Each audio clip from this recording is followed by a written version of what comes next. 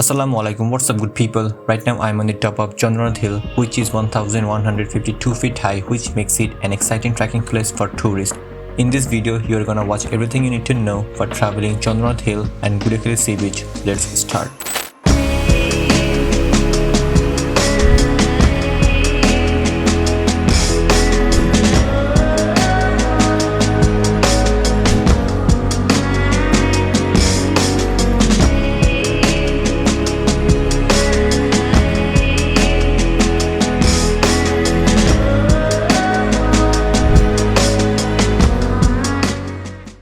কোনো এক শীতের ভোরে আমরা বের হয়ে যাই চন্দ্রনাথ পাহাড় জয় করতে। ঢাকার সায়দাবাদ ফকিরাপুল মহাখালী বাসস্ট্যান্ড থেকে যে কোনো চট্টগ্রামগামী বাসে করে আপনিও চলে যেতে পারেন সীতাকুণ্ড চন্দ্রনাথ পাহাড় জয় করতে। নন এসি বাস ভাড়া পড়বে 450 থেকে 480 টাকা, এসি বাসের ভাড়া পড়বে 800 থেকে 1000 টাকা। সীতাকুণ্ড বাজার থেকে পাহাড়ের দূরত্ব মাত্র 4 কিলোমিটার। সীতাকুণ্ড বাজার থেকে অটোরিকশা নিয়ে 60 থেকে 80 টাকার মধ্যে চলে যেতে পারবেন পাহাড়ের পাদদেশে। এখান থেকেই শুরু হলো আমাদের ট্রেকিং। সকালের হালকা মিষ্টি রোদে শুরুটা বেশ ভালোই ছিল। চন্দ্রনাথ পাহাড় ওঠার সময় ডান দিকের সিঁড়ি পথে নিচে নামা সহজ, আর বাম দিকের পাহাড়ি পথে ওঠা তুলনামূলক সহজ।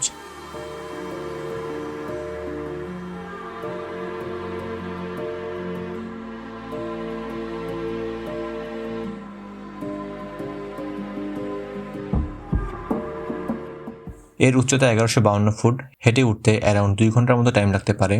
ওঠার সময় আশেপাশের সবুজে ঘেরা অকৃত্রিম মনোমুগ্ধকর দৃশ্য আপনাকে মুগ্ধ করবে। পাহাড়ে ওঠার ফাঁকে ফাঁকে ছবি তুলে প্রকৃতির সঙ্গে নিজেকে ফ্রেমবন্দি করে রাখতে পারেন।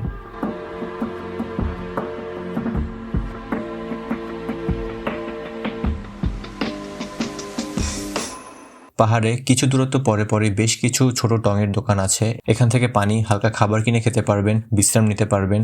তবে পাহাড়ে ওঠার আগে অবশ্যই ব্যাগে যথেষ্ট পরিমাণে পানি রাখবেন এবং স্যালাইন রাখবেন, কারণ উপরের দাম প্রায় দ্বিগুণ।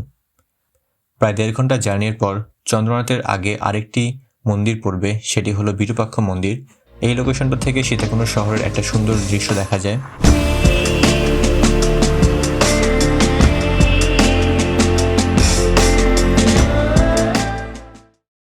বিরূপাক্ষ মন্দির থেকে প্রায় 30 মিনিট ট্রেকিং ডিস্টেন্সে চন্দ্রনাথ পাহাড়।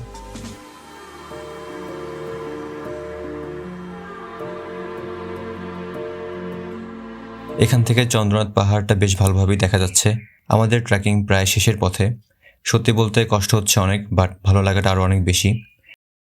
তবে সব কষ্ট মুহূর্তে ভুলে যাবেন চন্দ্রনাথ পাহাড়ের উপরে উঠে আশেপাশের দৃশ্য দেখার পর।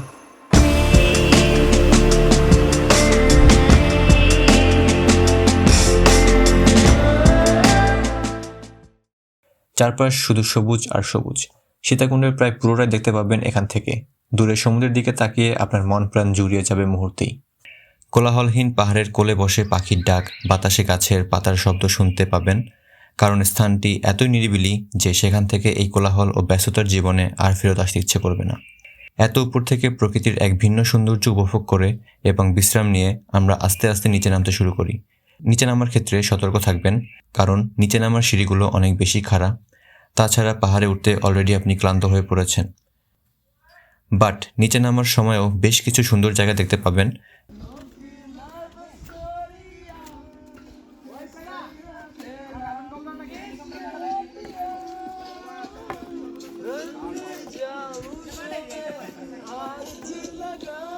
তবে তাড়াহুড়ো করবেন না। তাড়াহুড়ো করতে গিয়ে এক পা স্লিপ খেলে পড়ে যাবেন সোজা নিচের গিরিখাদে। এই গিরিখাতটা আমার কাছে বেশ ভালো লেগেছিল। চন্দ্রনাথ পাহাড়ের উচ্চতা খুব বেশি না হলেও এর চূড়ায় ওঠার পথটি বেশ সরু এবং দুর্গম। কেউ তাড়াহুড়া করে পাহাড়ে ওঠার চেষ্টা করবেন না, তাতে যে কোনো বড় দুর্ঘটনা ঘটতে পারে। তাছাড়া পাহাড়ে উঠতে এবং নামতে নির্দিষ্ট পথ অনুসরণ করুন। পাহাড় থেকে নেমে আমরা অটোরিকশা নিয়ে নেই গুলিয়াখালী সমুদ্র সৈকতের উদ্দেশ্যে। গুলিয়াখালী প্রবেশের পথেই বেশ কিছু খাবার হোটেল আছে। এখান থেকে দুপুরের খাবার খেয়ে আমরা বের হয়ে যাই গুলিয়াখালী সমুদ্র সৈকতের উদ্দেশ্যে।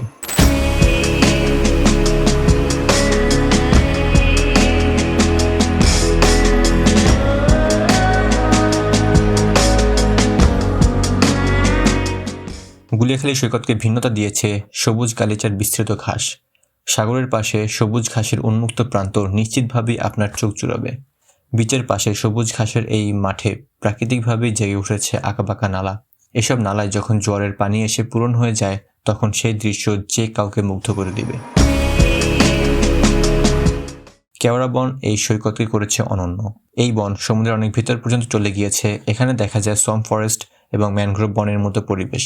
তবে সমুদ্রে নামার ক্ষেত্রে সতর্ক থাকবেন। আমার মতো সাঁতার না জানলে বেশি দূর যাবেন না।